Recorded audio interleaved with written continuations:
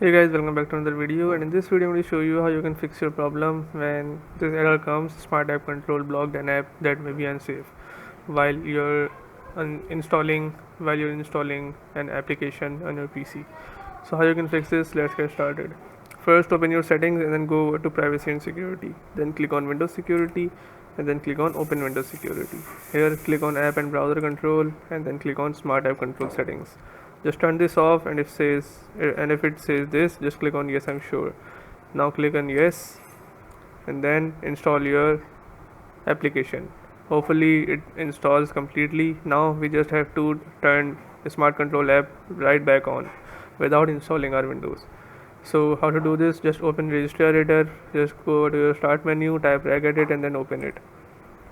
Click on yes and make sure you open it as administrator. Now just come over to this path, just make sure you enter the exactly same as this, and once you type this and hit enter, you will be brought to this folder. Just double click on verified and reputable policy state, and then it would be set to 0. Just remove this and set it to 1. Click OK and then check if your smart control app is turned back on. So as you can see, hopefully your problem solves. If your problem still occurs, so make sure to comment down below so we can bring a detailed guide on this video. Alright, that's it for today's tutorial. I really hope this video helped you solve your problem or learn something new about your PC. My goal on this channel is to make everything about computers simple and easy, whether it's fixing errors, downloading software or any game, boosting performance of any Windows or any game, or understanding new tools. If this video was helpful in any way, don't forget to hit the like button because it really motivates me to keep bringing you more useful content.